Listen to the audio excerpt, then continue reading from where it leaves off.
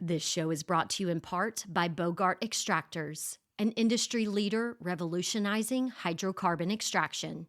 Licensed facilities can rest assured that Bogart's certified systems meet all industry standards. They are peer-reviewed by a third-party engineer to ensure your facility and its employees can operate safely. And each stainless steel unit is built and tested right here in the USA.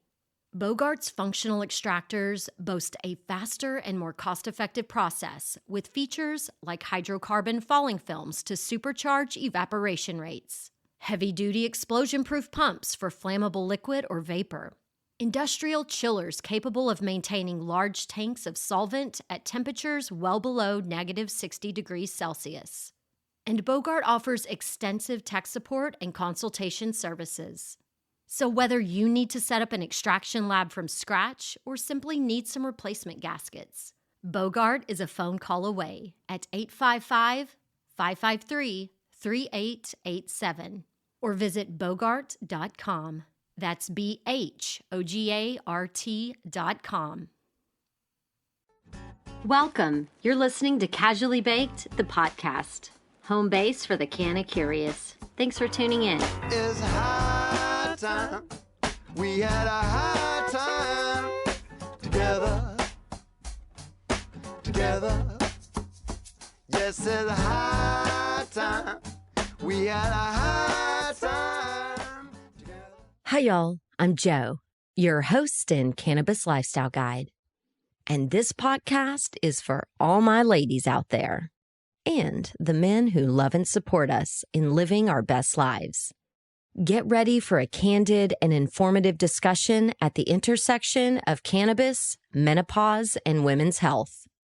Here to help explain the pharmacology of cannabinoids is Dr. Michelle Sexton, Assistant Adjunct Professor in the Department of Anesthesiology and incoming clinical faculty at the Center for Integrative Medicine at UCSD.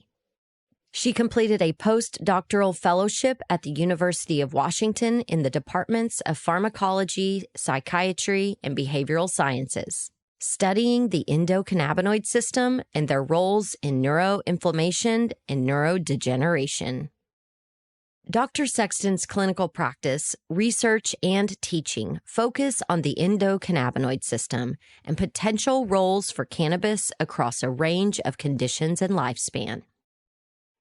Also joining us today to share their firsthand experience are the co-founders of Hello Again, a cannabis-powered vaginal suppository that combines the healing power of cannabis with soothing botanicals to provide relief from the physical and emotional challenges brought on by menopause.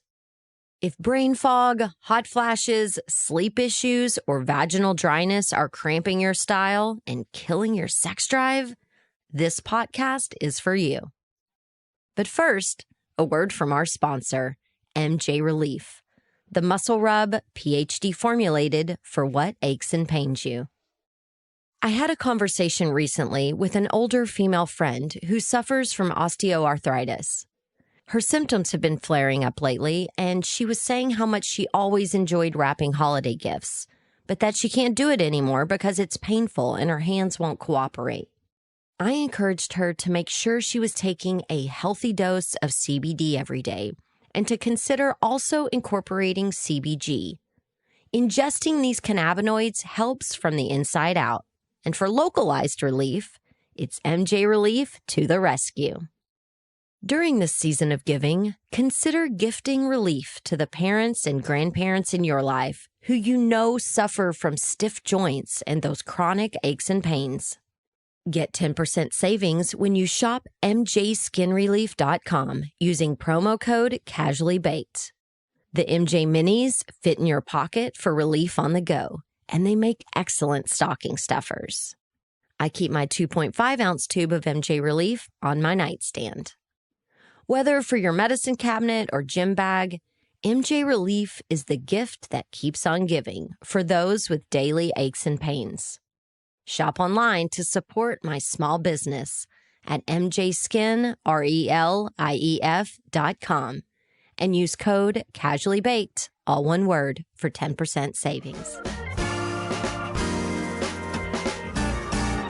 The Sustainability Roll-Up is presented by OCB Rolling Papers.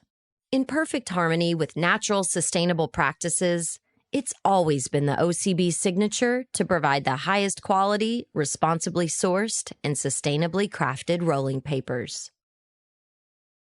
When I unplug from technology and immerse myself in the natural world, I become spellbound by Mother Nature's ingenuity. And when I pay closer attention to how the natural world works, I become a more conscious consumer, which got me to thinking about ways to wake up the consumption zombies in our lives through immersive learning. And I'm not talking about virtual reality or video games, people.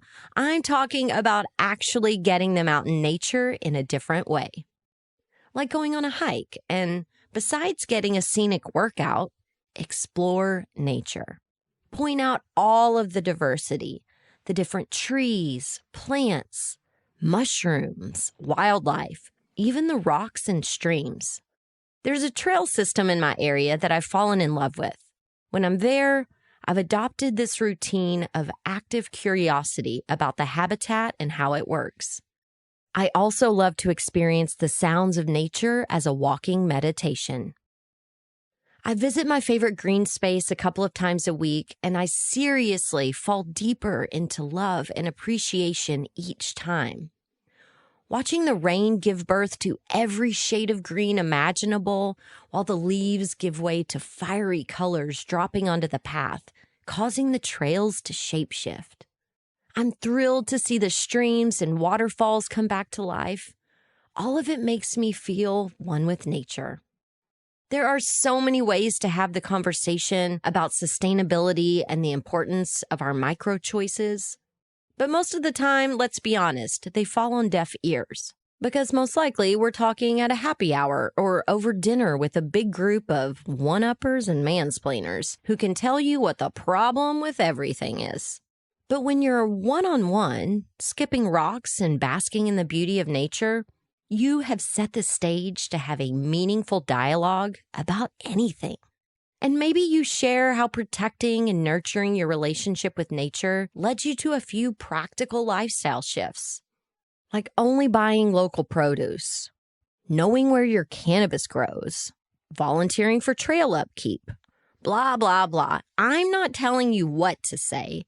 I'm just encouraging you to have these meaningful conversations right about now, because there's way too much apathy around vitally important things, like the extinction of heritage cannabis farms and the monopolization of our nascent industry, and apathy around sustainable agriculture and local farmers and ranchers struggling to make a living wage. So right now, think of your favorite way to be one with nature and invite a friend who desperately needs an invitation into our world. And don't forget to roll something special with OCB rolling papers. You can tell them it's like French kissing Mother Nature. It's my favorite conversation starter. And if you're shopping for a cannabis newbie this holiday season, might I suggest gifting them with joint rolling skills? Get a Roll With Me starter kit at ocbusa.com/baked. You'll get 4 booklets of OCB and a rolling tray for only $4.99. This bundle is worth $20 and is around for a limited time. Of course, you must be 21 and older to buy OCB rolling papers and to follow the natural wonders of OCB on social at OCB_USA. Ask for OCB wherever you buy your papers. If you're picking up what I'm putting down, please rate and review Casually Baked the podcast on iTunes or Apple Podcasts. That one small action helps other Canna-curious folks find highly responsible discussions like this one with Dr. Sexton, Patty Pappas, and Carrie Mapes about the female relationship with cannabis. We discuss science, life experience, the power of stigmas, and changing the perception of aging. We also learn important reasons to incorporate phytocannabinoids like THC and CBD as we age. So go ahead and share this podcast with all the ladies in your text group and settle in. It's time to get casually baked. I got the bottle of wine, the high dollar kind. I got the West Coast smoke, but I better just take one. If you're a woman, you want to hear this show. If you're a man that wants to understand the woman in your life, you want to listen to this show too. So ladies, thank you so much for joining us. Thank you. Thanks for having us. Women have a very intense relationship with their endocannabinoid system. Our reproductive organs have the CB receptors built into them. So, when we think about cannabis, we always think about smoking or a topical or a tincture or something. But today we're going to be talking about suppositories and what are the benefits of vaginal cannabinoid delivery and why it's helpful, why it matters. And I'm happy that we have Dr. Michelle Sexton here because she is an ECS doctor, which thank you for stepping up and being one of the doctors that's willing to be at the forefront of this because we need more educated doctors. It's my pleasure. It's a very fascinating biochemical system that plays many interesting roles in every system in our body. So let's dive in there. Let's talk about women and the endocannabinoid system. Well, I think a good starting place is just to understand that the endogenous cannabinoid signaling system has been described as one to provide that we eat, sleep, relax, forget, and protect. So this is all inclusive. Everybody needs to do all of these things in certain ways, certain times in their life.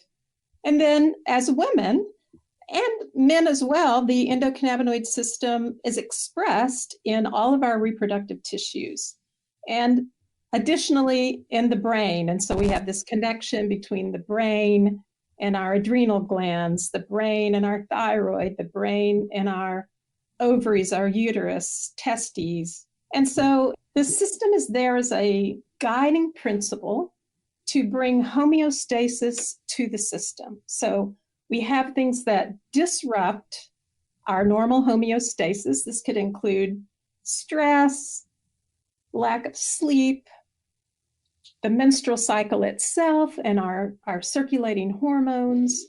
And it's not very well understood. We don't understand all the ins and outs of how the endocannabinoid system is directing the ovaries and the uterus as it goes through its cycle across the month.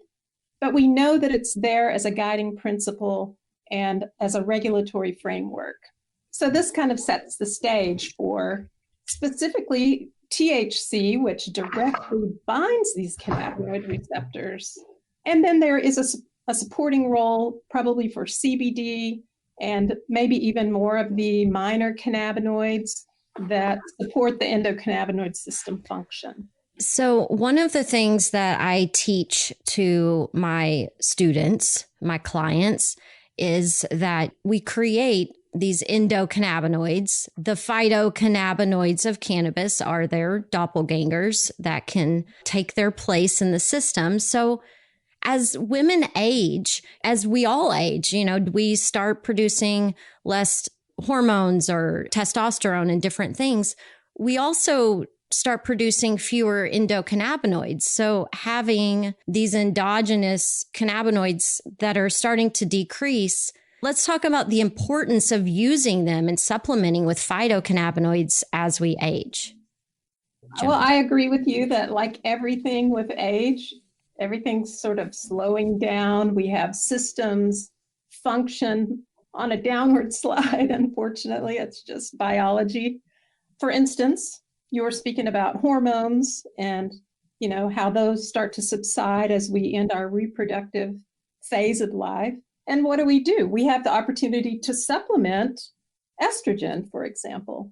And so I think what you're saying is similarly, we know that the endocannabinoid function peaks during adolescence and early adulthood, like many other things, and then slowly declines with age. And then we have individual differences in our genetics that also play a role in our individual function. So thinking of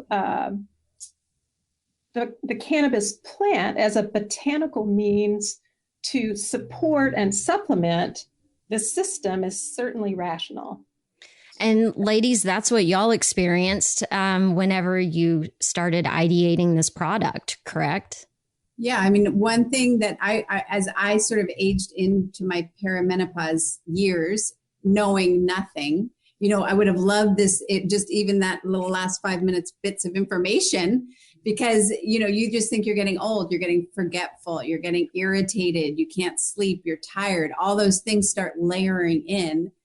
And it's not really, there's not a lot of discussion out there, there wasn't back then, about why it's happening. And so to find something, well, Carrie and I, as we started to learn about the cannabis plant and how it could boost those systems or replenish those systems in a natural way, instead of, taking a sleeping pill or a Xanax or alcohol or all the destructive ways that people are trying to make themselves feel better in the short term, this plant really has an option to make you feel better in the long term. And that sort of was the beginning of our journey. My sister, she is someone that she doesn't consume cannabis, and she has really been struggling. And Are you ready to make bad days a thing of the past? I invite you to explore the why behind the things you do every day that make you feel awesome. In his new book, Make It a Great Day, author Jarrett Robertson shares small ideas you can use to feel your best. So the next time you're looking for ways to improve your day or mood, you're empowered to do just that. Your day can't control you when you follow this roadmap to thrive. Purchase Make It a Great Day on Audible or online at makeitagreatday.ca. Last couple of years, she's 6 years older than me, and it's been insane to watch her journey of, the going to the doctor and the different things that they try and the different tests, and her weight fluctuating and being what she feels like in the best shape of her life, but she keeps gaining weight, and just, like the emotional toll that kind of thing takes, and the hot flashes.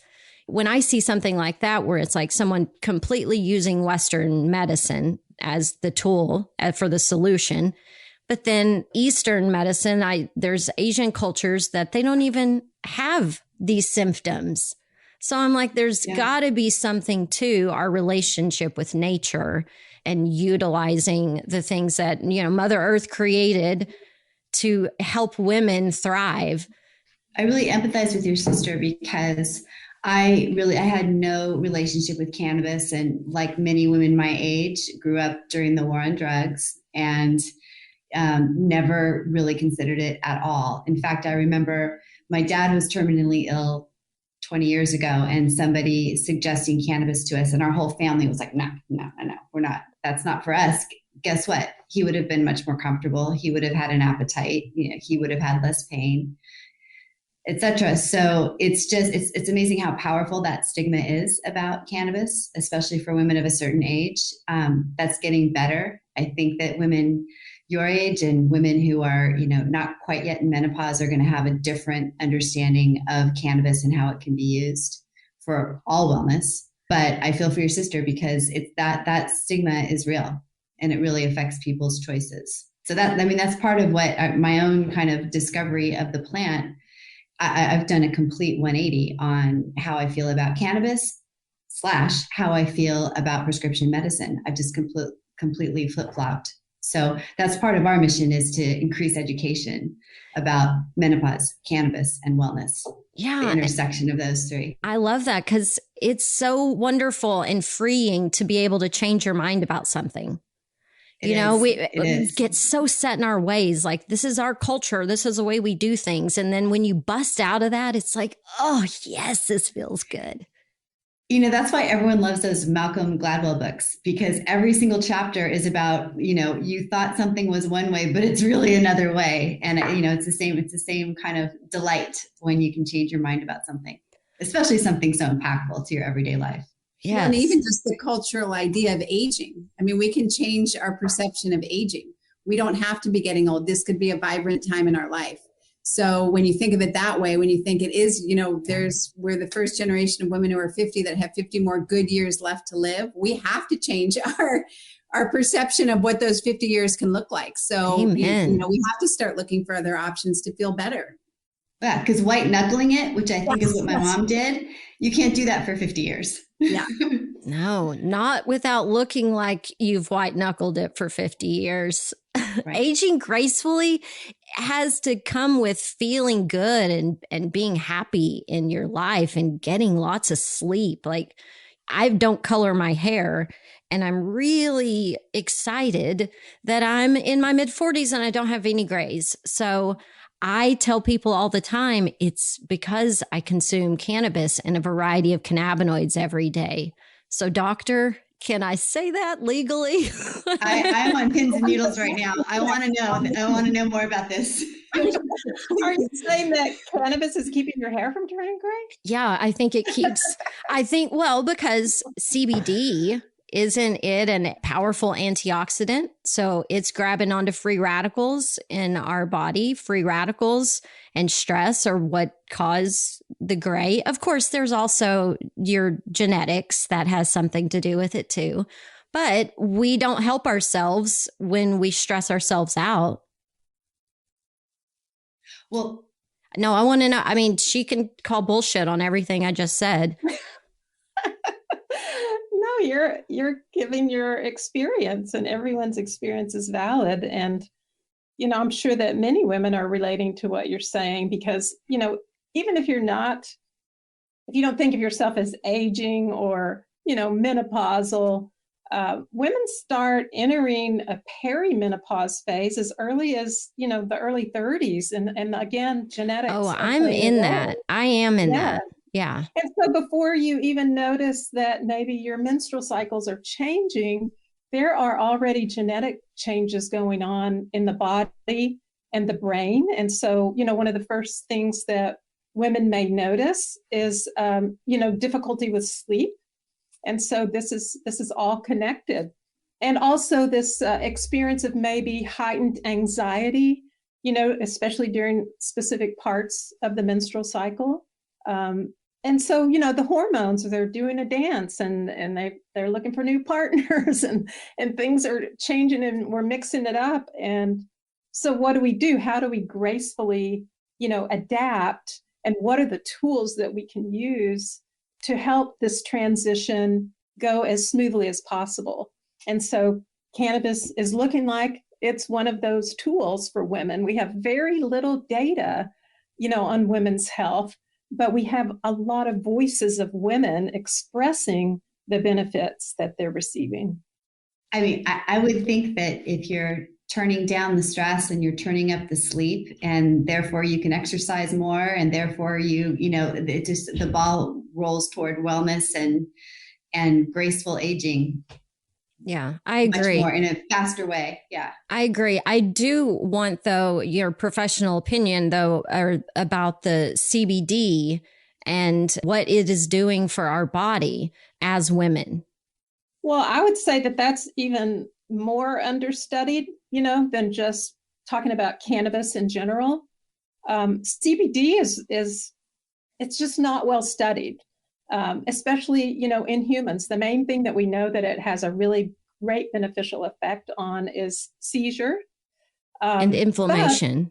But even prior to that, our federal government filed a patent that claims that both THC and CBD are antioxidant and neuroprotective.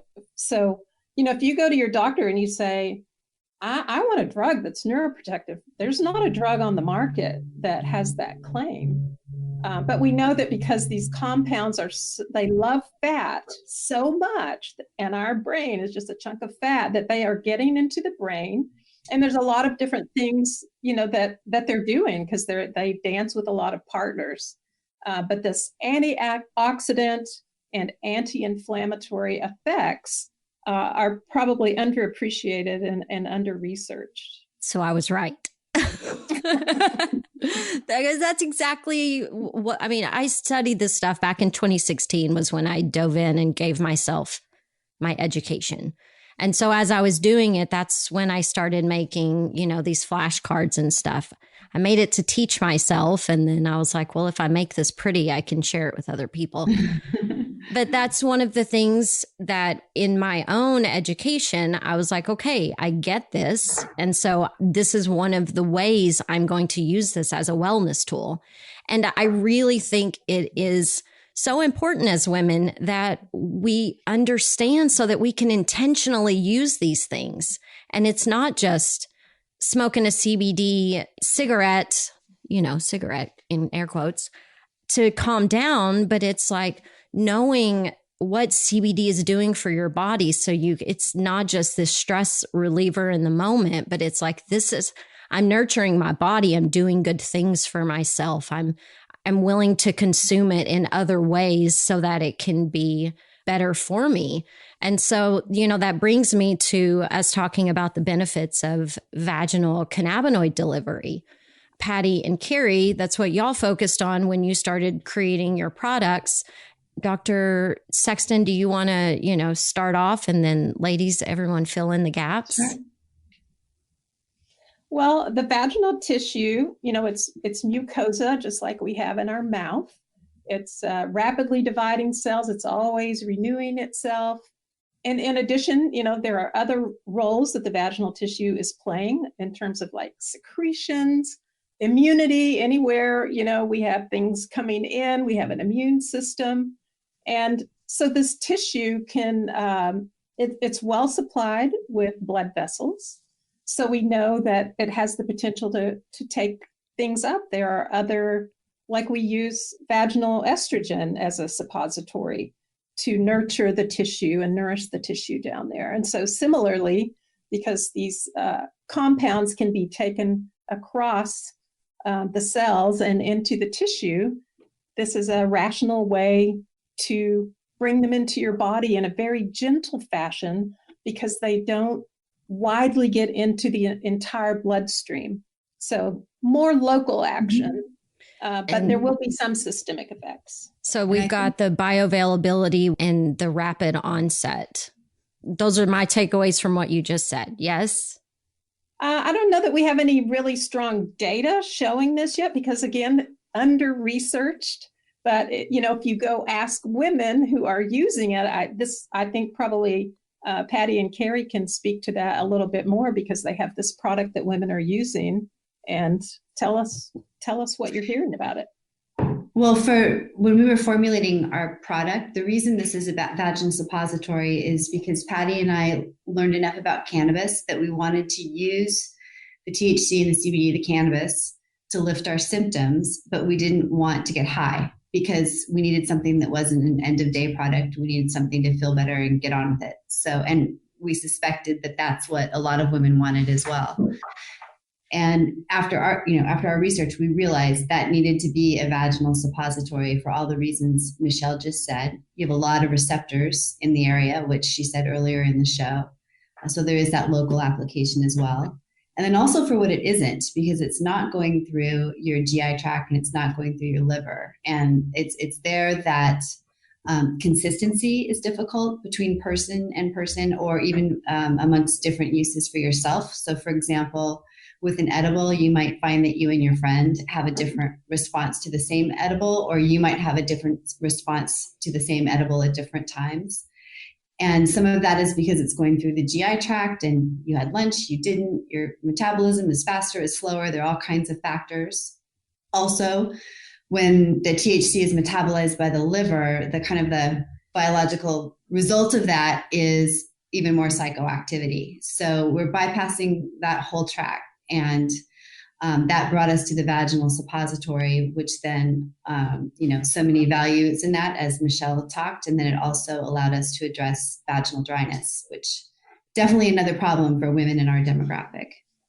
But we made it harder on ourselves, because now we're selling menopause, cannabis, and suppositories. But, that's why our product is what it is. So speaking of the vaginal dryness piece, can this also be used as a sex aid, like as a lubricant as well? Just have it do both? So we are not a lube, but we have had anecdotal evidence about libido, and kind of our take on libido is more holistic.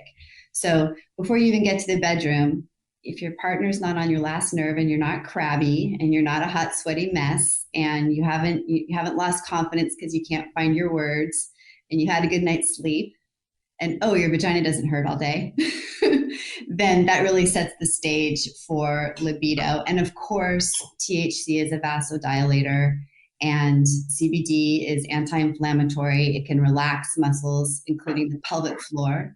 So some women are finding that just using Hello Again has really increased their libido, and that's great. Other women still find that they might want to, layer in a personal lubricant, but we're getting great feedback in libido in general. Well, and I wasn't even talking about the libido piece. I was just talking about the nuts and bolts of sex. I sampled the product for the week. There it is. And, it's one of those things where I'm like, put it in and I need to go right to bed. Standing up, this pellet is now melting. And it's like, I don't want it to immediately exit my body. And so I'm like, okay, the first day I'm like brushing my teeth and I'm like, I need to hustle. Because I didn't have a panty liner or anything on. Yeah. And so that I was like, okay, so being horizontal when I put it in will be helpful for the bedtime ones.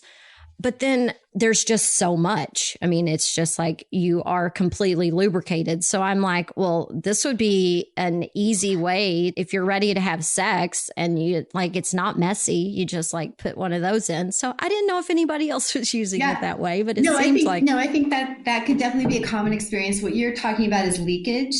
And that really just depends from woman to woman. It varies. It depends on shape and size and, body temperature doesn't really vary that much, but it varies somewhat. So, most women at night brush their teeth, wash their face, put it in, get in bed, read a couple pages of your book. That's what I ended up doing. Yeah. And then the daytime one, you may or may not need to use a panty liner. I know that I used one morning and my daughter said, let's go to trampoline cardio. And I was like, well, but I used a tampon for trampoline cardio. And, it's such an oil-based product. You don't really lose a lot of product to the tampon. That's what I was going to ask, because I only need to use it during the week that I'm on my period.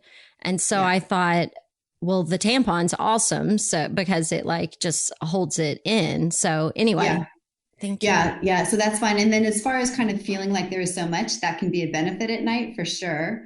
But I would suggest that if your vagina is not as dry as the other person's, it's not going to absorb in there as much. So you're going to feel that way. But for women who really are struggling, we talk to women who stopped exercising, don't wear jeans anymore. I mean, it's very uncomfortable. And certainly they're probably taking up more of the moisturizing elements that we put in there than someone who doesn't need it for moisture. But, we're women, we know how to handle panty liners and but that makes sense. Yeah. That's good information. It totally makes sense. Yeah. Another thing that when we are talking about how absorbent the vagina is, that means that, it's very important to make sure we know what we're putting up in there. So you want to talk a little bit about that? Well, what I can say about our product is true for California cannabis. You need to make sure that you're shopping in a legal certified dispensary. I'm sure every single one of your listeners are. You won't find our product anywhere else. So, and that means for all products that are there, it's pretty rigorously, every batch is rigorously tested for two things: potency, to make sure that, the cannabinoids that we've listed are actually the amount in there. But more, even as importantly, is purity. And the purity documentation is thick. They test, because it's an agricultural product, they test for every metal you can think of, every thing that can happen on a farm. Pesticides, all that stuff. It's really extensive. And I would guess that probably an organic apple wouldn't pass that testing. So, Patty and I've talked about this a lot. Wouldn't it be great if, as the cannabis industry becomes federally legal, that the FDA standards for what we're putting in our body were raised to the standard that cannabis products are held to in California? That would be amazing. I appreciate that. Dr. Sexton, do you have something to add? Well, I think that how cannabis and regulation has evolved is going to spill over, especially into other botanical medicines, because, you you go buy something off of a shelf, there's no guarantee that what's in the capsule is what it says that it is. There's nobody checking these things. But our cannabis is scrutinized very highly and is sort of setting a precedent for the rest of the supplement industry. And yeah, I think knowing that what we're putting into our bodies is clean is so important, because the more stress, we're talking about biological stress now. And this can include plastics that we're exposed to in the environment. There are xenobiotics, xenoestrogens that can disrupt systems in our body. So yeah, we need a lot better scrutiny, especially of the chemical world, and what's going into things that not only do we put onto our skin, but that we ingest and put into our body. Yes, ma'am.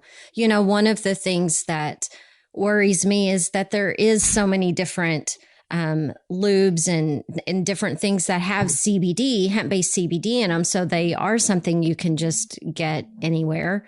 And, the formulation science behind all of this stuff is so important. And then, making sure it's a GMP certified manufacturing facility, all of that stuff. It's like, keep all of the things very far away from your vagina if you haven't read a certificate of analysis on it and seen that it's clean. Yeah. So for listeners that don't know what GMP is, good manufacturing processes is, a part of that. But even before that, we have good agricultural processes. And so, you want to be looking for companies that have these types of certifications so that that you're getting a well-controlled and clean product. Yeah. So, okay, I want to talk about the subject of the sensitivity of our endocannabinoid system. One of the listeners that I have been talking to, she's been doing an experiment because she feels like when she's on her cycle that her sensitivity is dulled to THC. And so when she's got, really bad cramps or something, and she is not getting the same effects that she normally does. So what can you tell us about that, Dr. Sexton? Well, it's an area of intense research right now, the differences in, male response to cannabis versus female. And so there is some, for example, there is some data showing that women have a higher tolerance. And so if you look at our endocannabinoids across the cycle, we see that at ovulation, they peak along with estrogen. So again, probably part of this homeostatic role. And then as we head toward the end of the cycle, when we can start having all of these derangements with our mood and anxiety and maybe more sleeplessness and feeling very compelled to do things.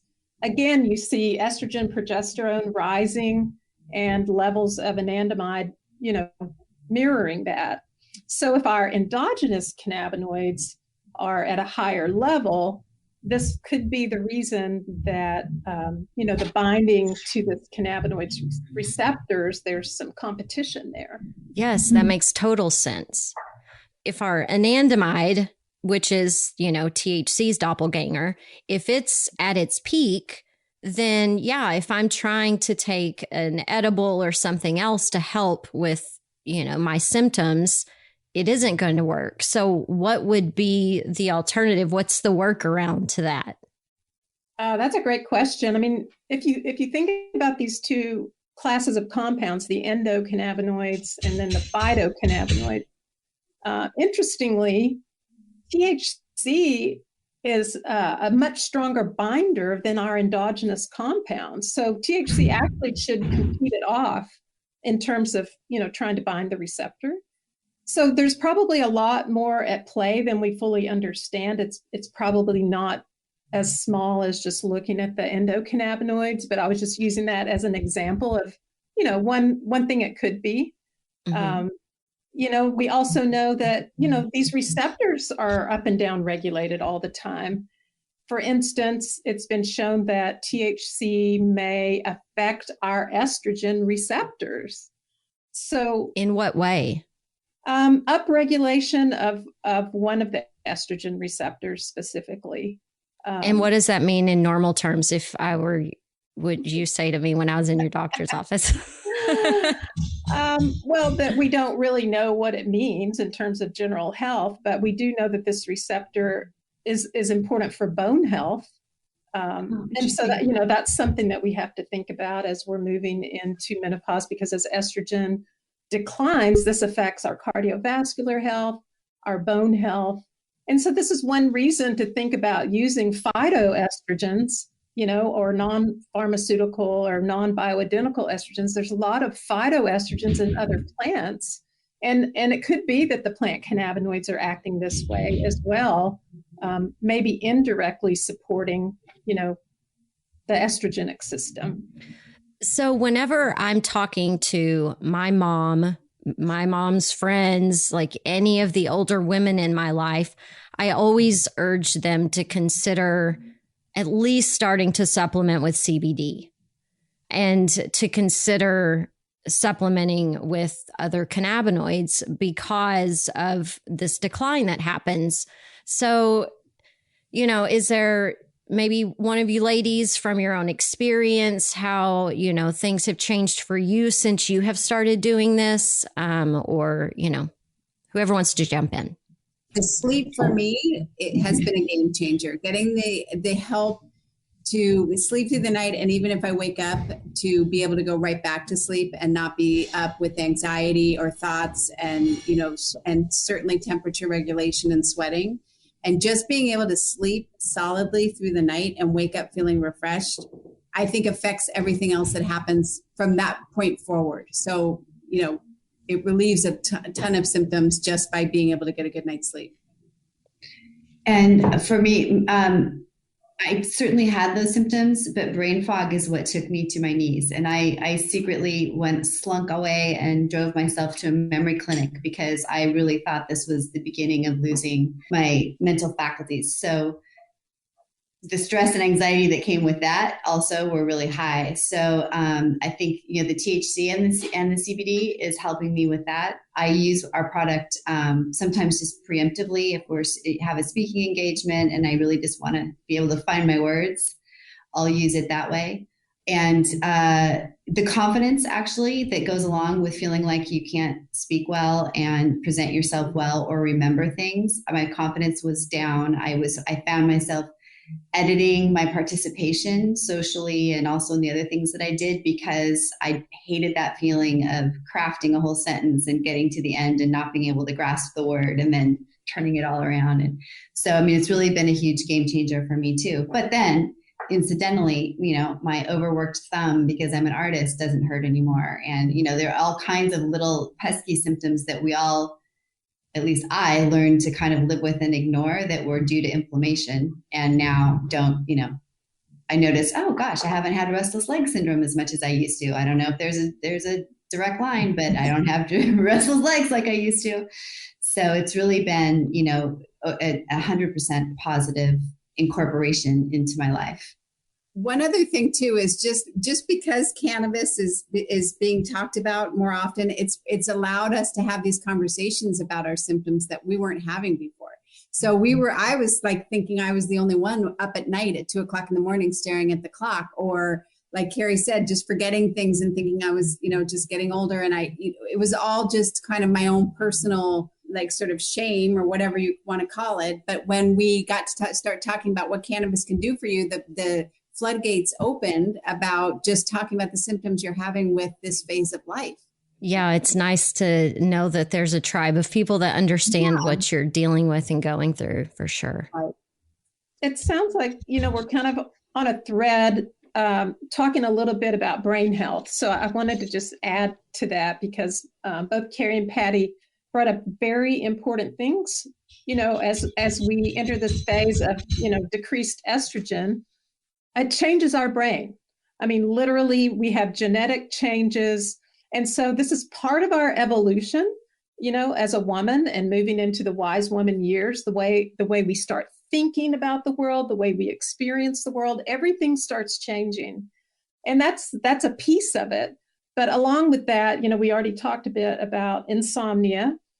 And nighttime is when your brain cleans house. We know that, when you need to go into deep restorative sleep because all of the brain waves are just like, think of waves in the ocean moving in concert. And this is acting as a pump to clean our brain out at night. And then when you get into REM sleep, this is like squeezing the brain so that all of this debris is getting pumped into the cerebrospinal fluid.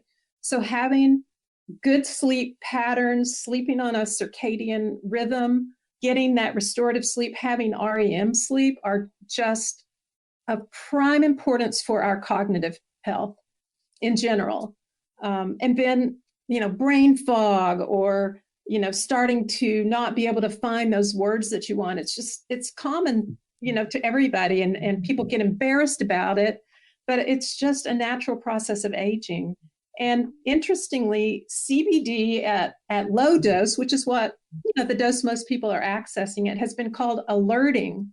So you can think of it kind of similar to caffeine. We don't understand all the ins and outs of what it's doing, but one mechanism is similar to what caffeine does as what we call an adenosine antagonist.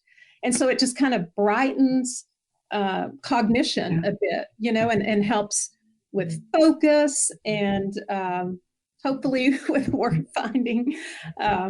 It just makes you feel brighter because, when you start feeling cognitively dim, you really think, oh, I'm getting old and I'm just going to be worthless. And similarly, low dose THC may have the same type of effect. So, going back to the stigma of cannabis, you don't have to think about cannabis as getting stoned out of your gourd and not being able to do anything. There's a dose related effect where low dose can be anxiolytic and can actually improve cognitive function. And then as you go up in dose, you can get more pro-anxiety kind of symptom and also loss of executive function, loss of short-term memory. But these are different doses that we're talking about. I just want to say thank you to all of you for giving those snapshots. This is the show that I need all the women in my life to listen to because these are all reasons why to experiment and try to include cannabinoids in your health plan. Yeah, I'm really proud of our product because it's giving women, and first of all, it's a very approachable product for women who are cannabis curious, but also a little cannabis leery because you don't get high. And also it's discreet. I mean, it doesn't, you don't smell like pot. Like it's, it doesn't require you start smoking if you've never been a smoker before. You don't feel like you're taking drugs with the edible. It just, for some women, it's just a much more approachable way to start incorporating cannabis into their wellness. And then once they're there, I think they start, replacing alcohol with maybe a cannabis beverage, or, there's a lot of different ways to go once you're comfortable with cannabis. So I'm proud of that. Yeah. So, okay, let's talk about hormone replacement therapy for a second, because both of you ladies, correct, were on hormone replacement therapy when you were in development of the product? Yes. Yeah. Yes. Okay. Yeah. So tell me about your experience with that. Well, we have different stories. I am still on a lower dose of hormone replacement since I've started using Hello Again, but I still am on hormone replacement therapy. But cannabis and Hello Again has just helped me kind of, sort of soften the edges on all the symptoms that I was having from before. But for just personal reasons, I stay on that. And Carrie has a different story. Yeah, I when we were coming out doing some R&D and we finally found our formulation, I went off the hormones just to see what would happen. And for me, I never had to go back on. And our usage patterns are different as well. I'm able to use our product about every third day. And once my system's kind of balanced, they tend to stay that way for about 3 days. And then I feel a little wobbly and I'll use one again. But Patty uses them more day, night. So I would guess that Patty's able to stay on a lower dose than she was before because Hello Again is taking care of some of the spillover symptoms. And, and for me, I'm able to just take care of my symptoms without the hormones. So again, such a great snapshot of how you have to experiment to find what works specifically for you. Mm-hmm. Yeah. And, you know, I get my bone density test. So there's other reasons that you may want to be on hormone that have nothing to do with our products. So I stay on top of that, but so far so good. So what are you started to say bone density, and that's something that I've heard another older woman in my life who that's something that her doctor kind of raised a flag on for her. Can we talk about that, Dr. Sexton, with women as we age and what we should be doing to, you know, protect our bone density? Well, I mean, I think sleep is always the foundation, you know, good quality sleep. And, you know, we know that impact exercise, you know, and weight training. Maybe you've never done weight training your whole life, but now your joints are achy and it doesn't feel so good to go on long walks. You know, your knees hurt later, your hips hurt in the evening, and you're like, oh, I'm old, I can't do anything anymore. But actually weight training, you know, because you've got ligaments pulling on the bone when you're doing weight training. Swimming is kind of a form of that too. So, you know, non-impact exercise is really important for the bone. And then nutrition, you know, don't forget about all the things you need for your bone to be healthy. Vitamin D, you know, is something that is getting more and more attention, especially after COVID and, you know, its role in building up our immune system. But you know, vitamin D, calcium, magnesium are probably the top three, and our diets are often devoid because our soils are depleted of these minerals. So, you know, there may be some supplementation in order. I'm a huge fan of a natural menopause transition, but, you know, everybody's different. Your genetics are going to play a big role, but also, you know, what's going to play a role is how you've lived your life until this point.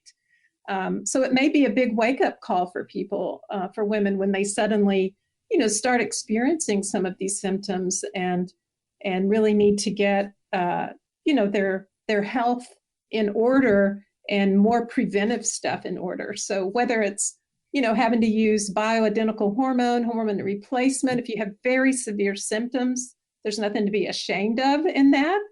But there's also a lot of things in the natural world that we can bring in. And then interestingly, the cannabinoid 2 receptor has been shown to be important in the bone.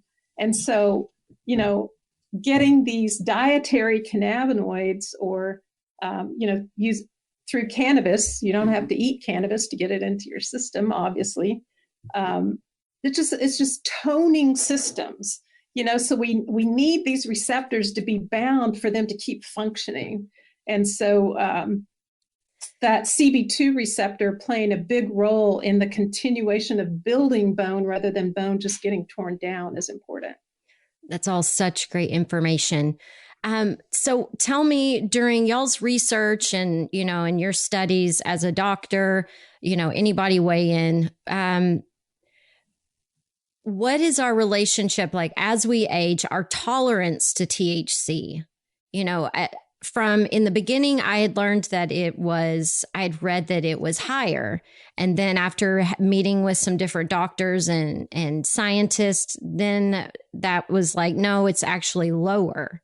So as we get older, do we have a lower tolerance of THC?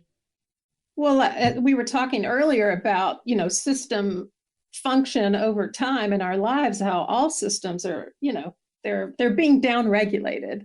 And this is true for the endocannabinoid system. And so if you think of like fewer protein receptors there to get the message, what that actually means is that we have more sensitivity.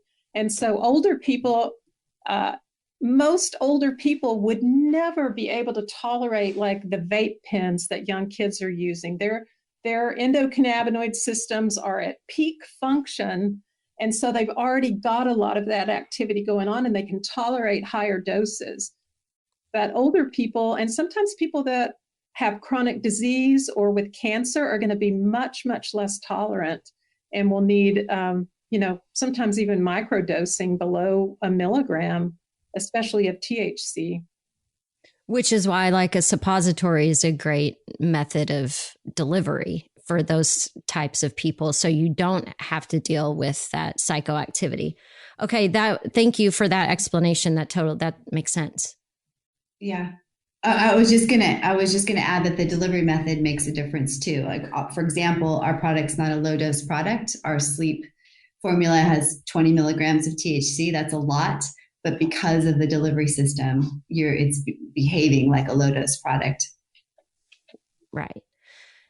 So, did I leave something out? Is there anything that you think is important to this conversation? Because I certainly don't want to leave anything out when I have all of you here with me. I would just say if anybody's listening and they're nervous, like you said, your family members, what Carrie and I always say, buy it and try it, just try it, because there's such benefit, and we really believe in it. And I think that there are doses and you can get some help in a dispensary with someone to help you figure out what's right for you. But I would just say, just try it. And if you're nervous, Patty, you always think if you're nervous, a bath bomb is a really great place to start with cannabis, because you do get the sensation, kind of the body relaxation sensation about what is possible with the plant without it being psychoactive. That's always a good place to start. See, for me, the bath bombs just give me anxiety, because after I finish my bath, I'm like, great, now I have to clean my bathtub. I have to clean the tub. That's true. That's true. And I would go clean it the next day. And I would just say that this is a great time of life. We talked about it a little bit earlier, but we have a lot of years to live. And today's 50-year-old, 40-year-old, 30-year-old, this is a big, complicated world, and we're living big, vibrant lives. And it's easy to blame the way you're feeling on external factors and try to solve those. But maybe consider just taking a look internally and working from the inside out. And cannabis is a great place to start. Amen to that. Cannabis is my co-pilot. Yeah. Yeah. Dr. Sexton, any parting words?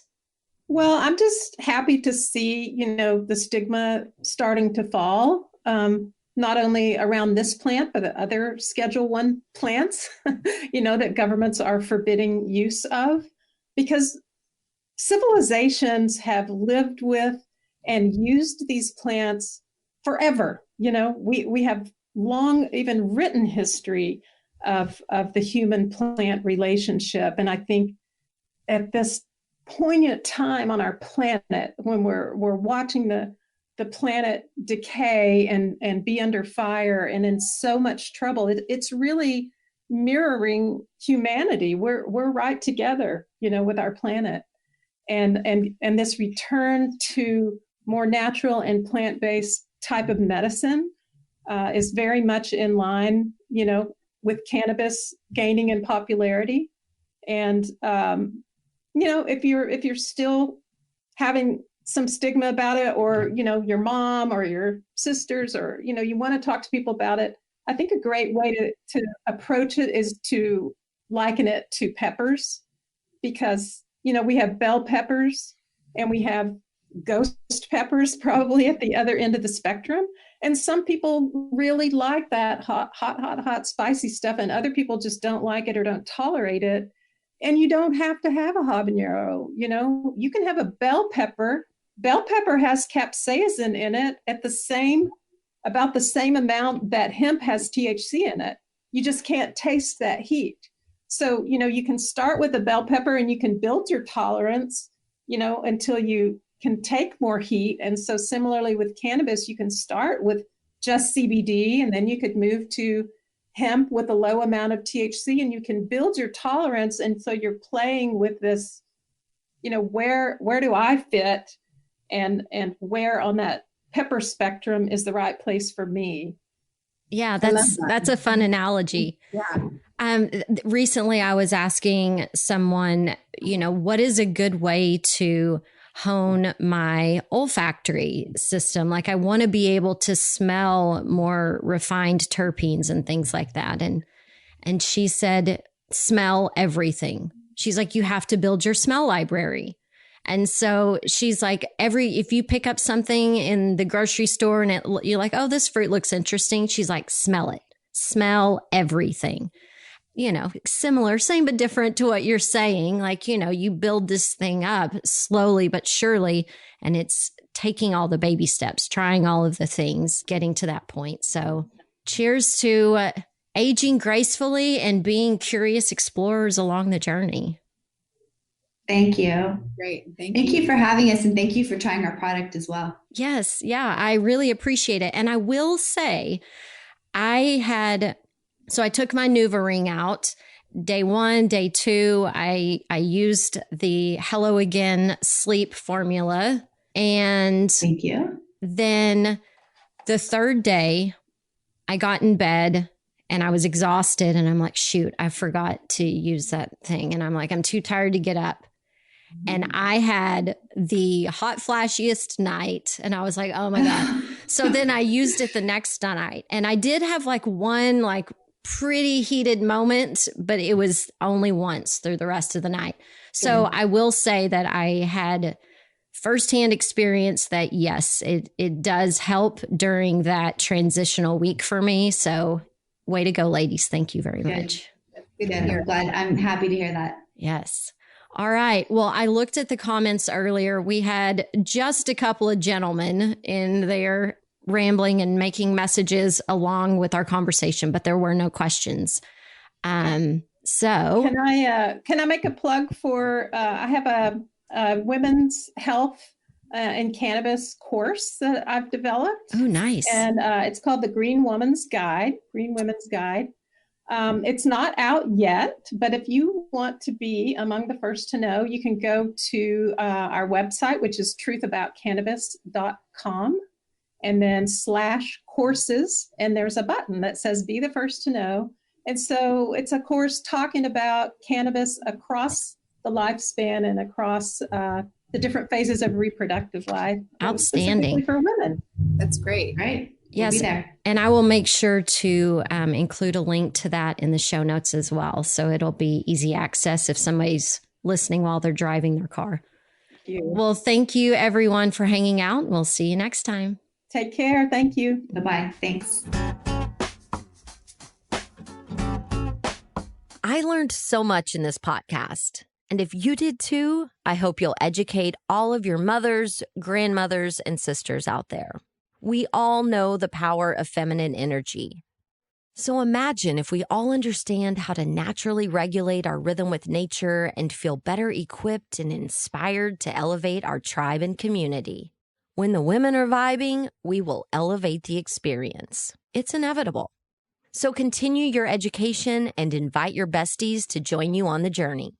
Head over to the Potcast 214 show notes at casuallybaked.com, where you'll find more info about cannabis and menopause, the Hello Again products available in California, and Dr. Sexton's Women's Health and Cannabis course.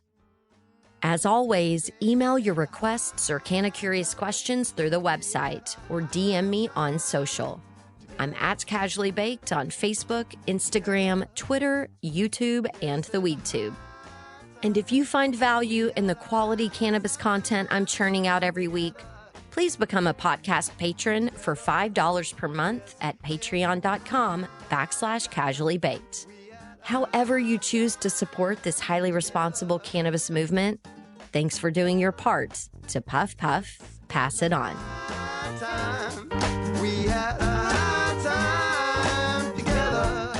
Casually Baked, the podcast, was created, recorded, and produced by yours truly. Editing and sound design are in the capable hands of Arnav Gupta. The podcast theme music is by my highly talented friend Seth Walker. If you aren't familiar with Seth's music, you can find High Time on his album Gotta Get Back wherever you're buying your music these days. I know he didn't create High Time for me, but it sure as shit sounds like he did, right? I hope you'll tune in next time. Thanks for hanging out.